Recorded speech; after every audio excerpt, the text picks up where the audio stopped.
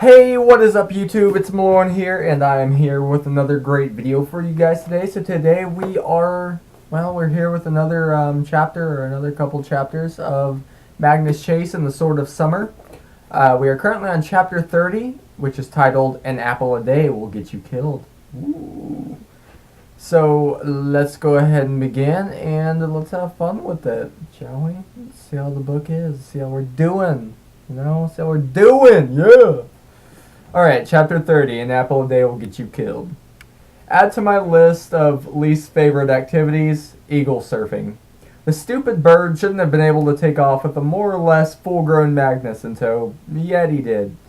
Behind me, Blitz and Sam yelled hopeful stuff like, "Hey, stop!"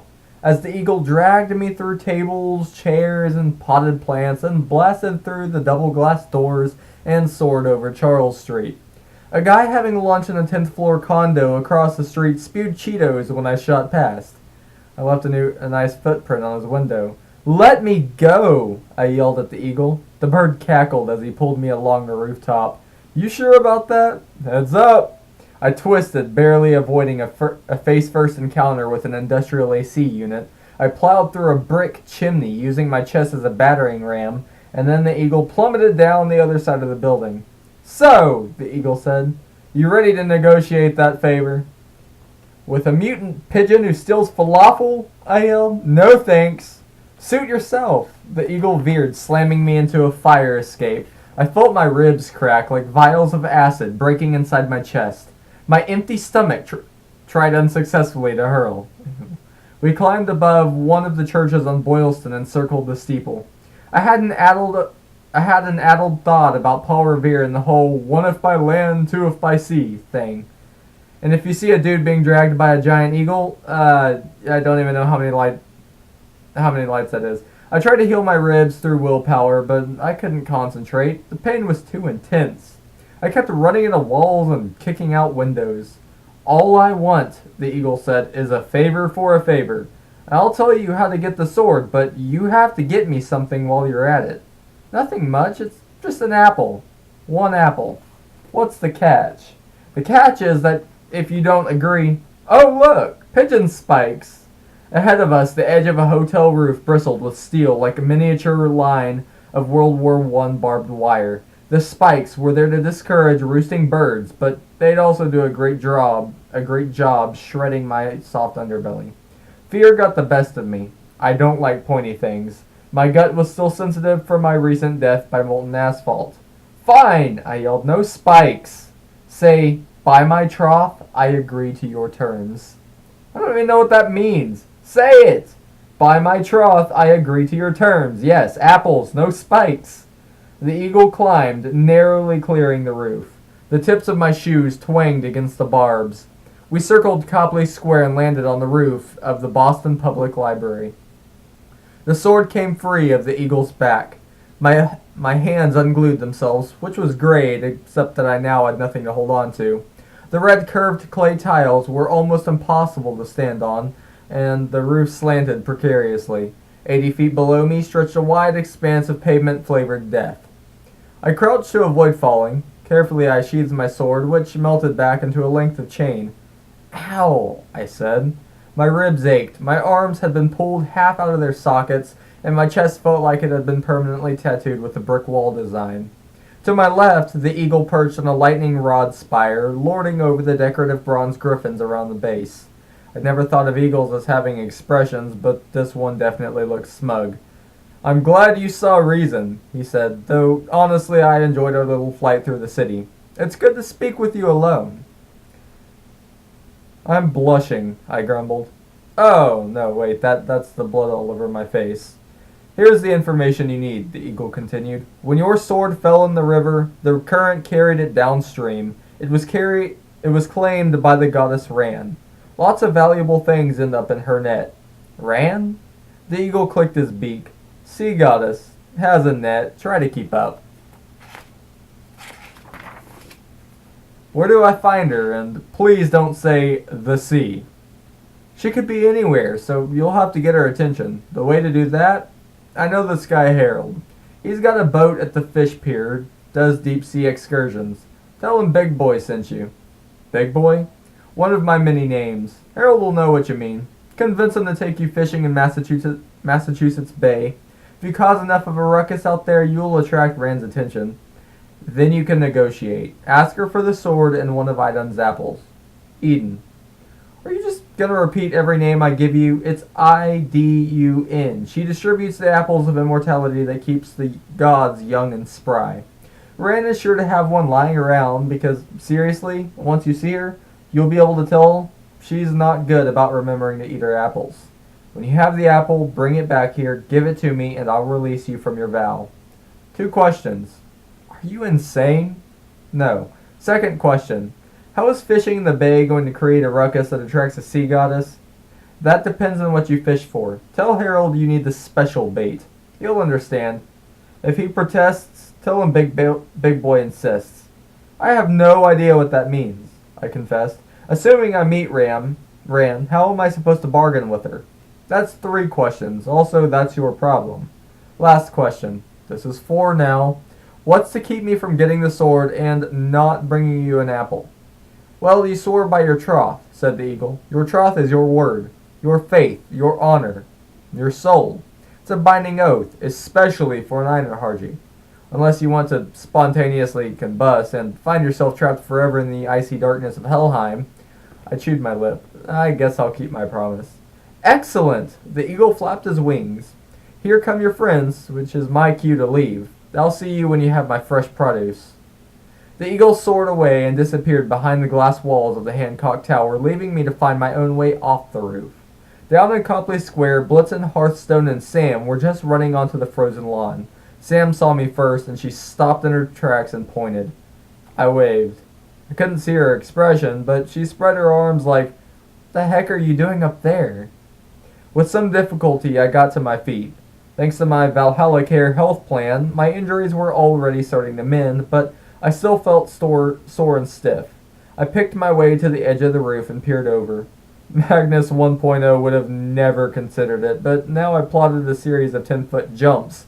To that window ledge, that flagpole, the top of that light fixture, then the front steps, and I thought, yeah, no problem. In a matter of seconds, I'd safely reached the ground, and my friends met me at the sidewalk. What was that about? Blitzen demanded. Was he a giant? Dunno, I said. His name is Big Boy and he likes apples. I told them the story. Hearthstone smacked his forehead. He signed, You swore by your troth. Well, it was either that or get shredded by pigeon spikes, so yeah. Sam stared at the sky, maybe hoping to see an eagle she could hit with her axe. This'll end badly. Deals with giants always do. At least Magnus found out where the sword is, Blitzen said. Besides, Rand's a goddess. She'll be on our side, right? Sam snorted. I guess you haven't heard the stories about her that I have. But at this point, we don't have much choice. Let's find Harold.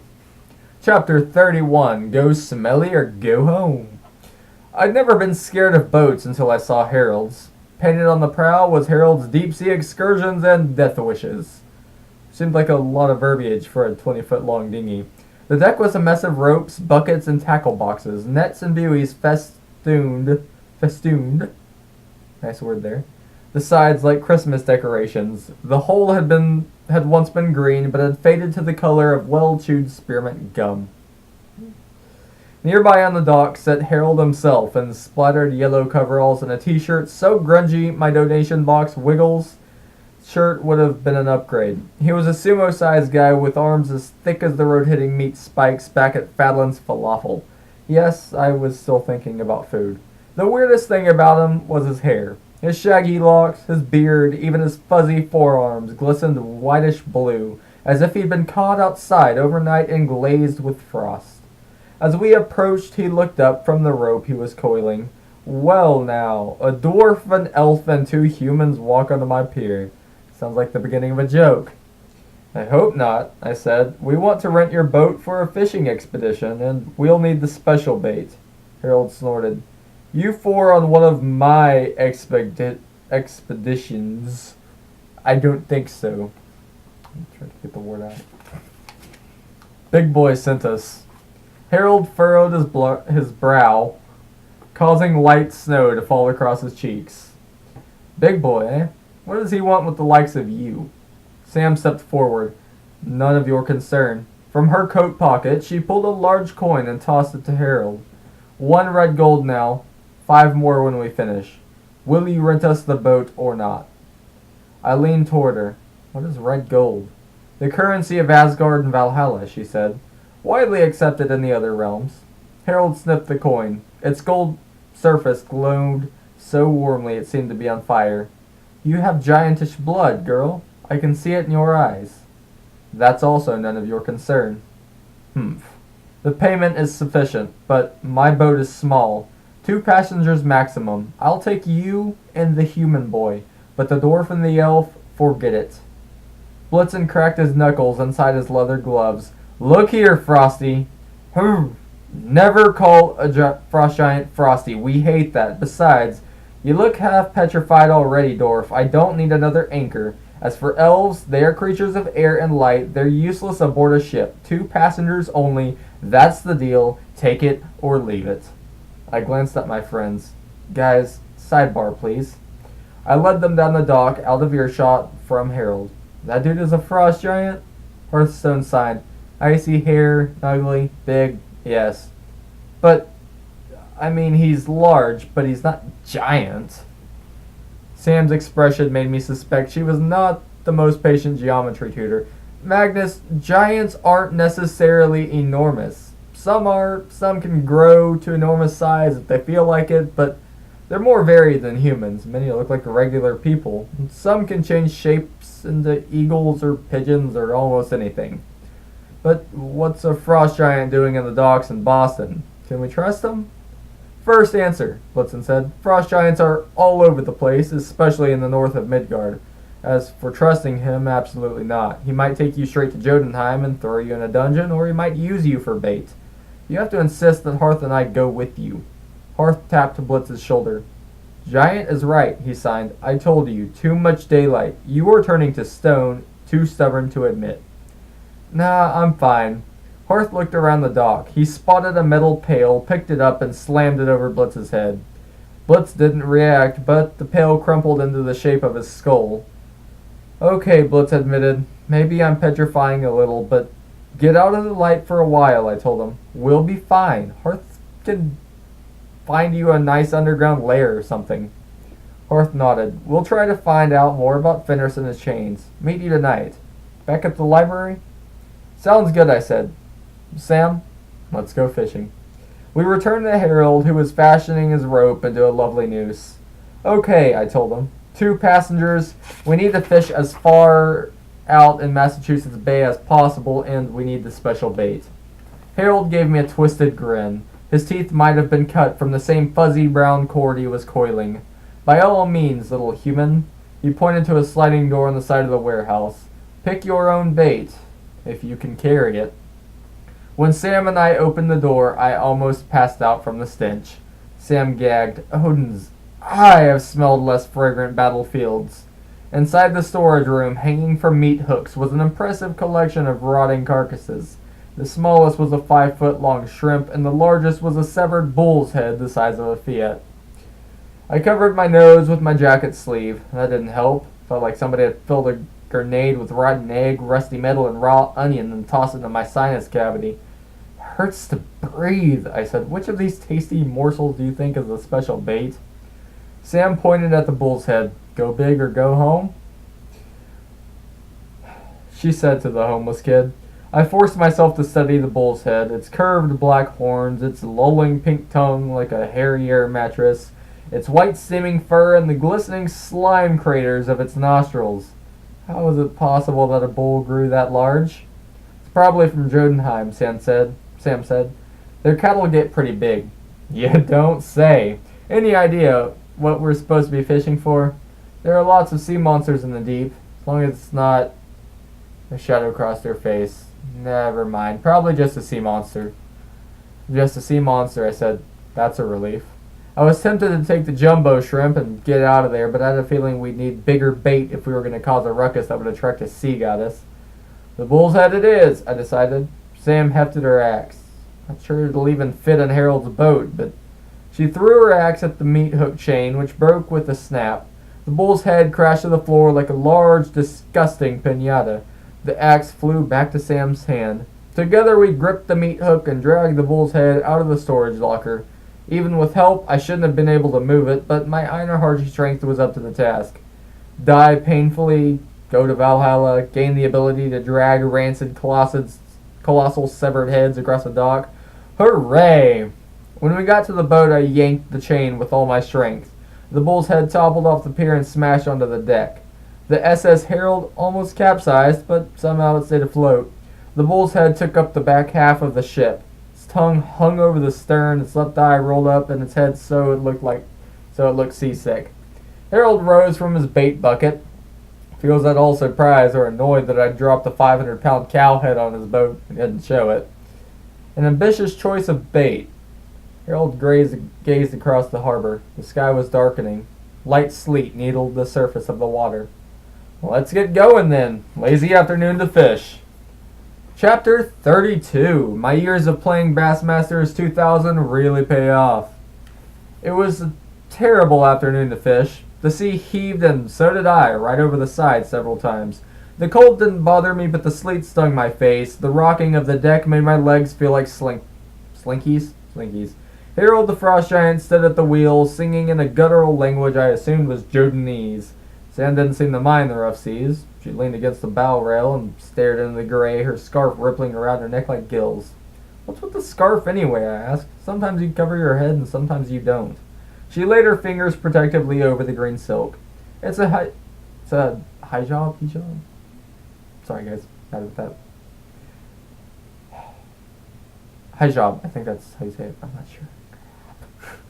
I wear it when I want to or when I think I need to. Like when I take my grandmother to mosque on Friday or when you see Amir. She muttered under her breath. I almost thought you were going to let that go. The pigeon said Amir is your intended. Like, engaged? What are you, like 16? Magnus, I'm just saying, if this is one of those forced arranged marriages, that's messed up. You're a Valkyrie. You should be able to... Magnus, shut it, please. The boat hit a swell, spraying us with saltwater buckshot. Samira gripped the rail. My parents are old-fashioned. They were raised in Baghdad, but fled to the U.S. when Saddam Hussein was in power. And? They've known the Fadlans since forever. They're good people, distant kin, successful and kind. I know, Abdullah's awesome. Amir seems cool, but a forced marriage if you don't love the guy. You don't get it. I've been in love with Amir since I was 12. The boat groaned as it dipped between the waves. Harold kept singing his Jodanese version of 99 bottles of beer. Oh, I said. Not that it's any of your business, Samira said. Yeah, no. But sometimes when the family tries to find a good match, they actually care what the girl thinks. Okay. I didn't realize until I was older, after my mom died. My grandparents took me in, but... Well, my mom wasn't married when she had me. It's a big deal for my grandparents' generation. Yeah, I decided not to add, plus the fact that your dad was Loki, father of evil. Sam seemed to read my thoughts. She was a doctor, my mom. She found Loki in the emergency room. He was... I don't know, he'd used up too much of his power trying to appear in Midgard in physical form. He got trapped somehow, divided between worlds. His manifestation in Boston was in agony, weak and helpless. She cured him. Sam brushed a droplet of seawater from her wrist. In a way, she was kind to him. She stayed by his side. Loki can be very charming when he wants to be. I know. I blinked. I mean, from the stories. You've met him in person? She shot me a dark look.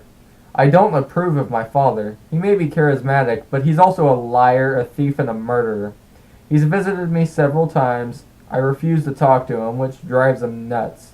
He likes to be noticed. He's not exactly low-key. I get it, I said. Low-key. Low-key. She rolled her eyes. Anyway, my mom mostly raised me by herself. She was headstrong, unconventional. When she died, well, in the local community, I was damaged goods. A bastard child. My grandparents were lucky, very lucky, to get the Fadlan's blessing for me to marry Amir. I won't really bring anything to the marriage. I'm not rich or respectable or Come on, I said. You're smart. You're tough. You're an honest-to-frig Valkyrie. And I can't believe I'm finding reasons to support your arranged marriage. Her dark hair whipped around her, collecting flecks of ice. The Valkyrie thing is a problem, she said. My family, well, we're a little different. We have a long, long history with the Norse gods. How? She waved away the question like too much to explain. Still, she said, if anyone found out about my other life, I don't think Mr. Fadlin would be okay with his eldest son marrying a girl who moonlights as a soul collector for pagan gods. Ah, when you put it that way. I cover for my absences as best I can, math tutoring, and some simple Valkyrie glamours, but a good Muslim girl is not supposed to hang out on her own with strange guys. Strange guys. Thanks. I had a sudden image of Sam sitting in English class when her phone started to buzz. The screen flashed Odin calling. She dashed to the restroom, changed into her Super Valkyrie costume, and flew out the nearest window. When you got kicked out of Valhalla, I'm sorry about that, but didn't you think, hey, maybe this is a good thing? I can have a normal life now. No, that's the problem. I want both. I want to marry Amir when the time comes, but also all my life I've wanted to fly. Flying like airplanes or flying like zooming around on a magic horse? Both. When I was 6, I started drawing pictures of airplanes. I wanted to be a pilot. How many Arab American female pilots do you know? You would be the first, I admitted. I like that idea. Ask me any question about airplanes. I can answer it. So when you became a Valkyrie, it was a total rush, a dream come true, being able to take off at a moment's notice. Besides, I felt like I was doing some good. I could find honorable, brave people who died protecting others, and I could bring them to Valhalla. You don't know how much I missed that. I could hear the pain in her voice. Honorable, brave people. She was including me in that group. After all the trouble she'd gotten into for my sake, I wanted to tell her that it would be all right. We would figure out a way so she could have both of her lives. But I couldn't even promise we'd live through this boat trip. From the wheelhouse, Harold bellowed, "Mortals, you should bait your hooks. We're getting close to good fishing." Sam shook her head. "No, go farther out." Harold scowled. "Not safe. Any farther. You want your gold or not?"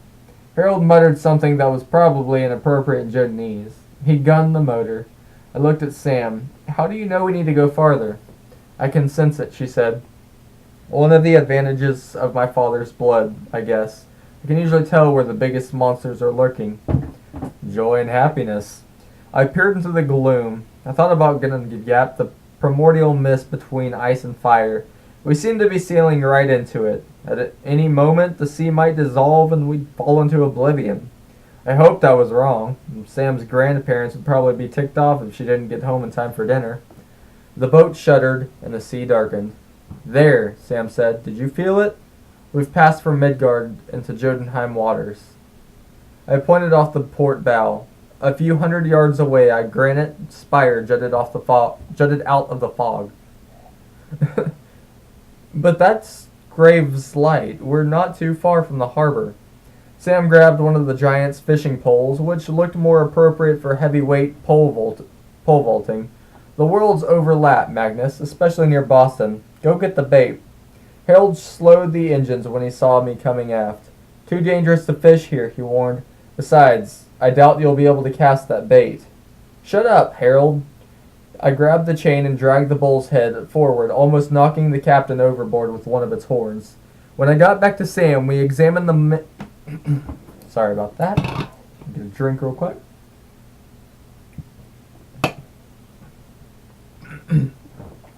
When I got back to Sam, we examined the meat hook, which was embedded pretty well in the bull's skull. "That should work for a fishing hook," Sam decided. "Let's get this chain tied on." We spent a few minutes attaching the chain to the fishing line, a thin braided steel cable that made the reel weigh about 300 pounds. Together, Sam and I rolled the bull's head off the front of the boat. It sank slowly into the icy froth, the bull's dead eyes staring at me as it submerged, like, "Not cool, man." Harold lumbered over, carrying a large chair. He sunk its 4 feet into anchor holes in the deck. Then he lashed the seat in place with steel cables. "If I were you, human," he said, "I'd buckle up. With its leather harnesses, the seat looked a little too much like an electric chair to me, but Sam held the fishing pole while I strapped myself in. "So, why am I in the chair?" I asked. "Your promise," she reminded me. "You swore by your trough." Trough sucks. From the giant supply kit, I pulled up some leather gloves that were only 4 sizes too big and put them on. Sam handed me the pole and then found gloves for herself. I had a disjointed memory from when I was 10 years old, watching Jaws with my mom because she insisted. She warned me it was super scary, but the whole time I was either bored at the slow pace or laughing at the schlocky-looking rubber shark. "Please let me catch a rubber shark," I muttered now. Harold cut the engines. Suddenly, it was freakishly quiet. The wind died, the sleet against the deck sounded like sand hitting glass. The waves calmed as if the sea was holding its breath. Sam stood at the rail, feeding out cable as the bull's head sank into the depths. Finally, the line went slack. "Did we hit bottom?" I asked. Sam bit her lip. "I don't know. I think..." The line sprang taut with a sound like a hammer on a saw blade.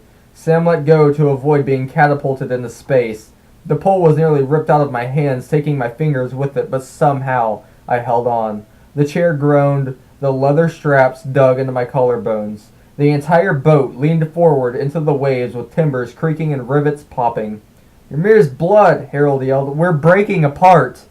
"Give it more line!" Sam grabbed a bucket. She poured water on the cable, which steamed as it raced off the prow.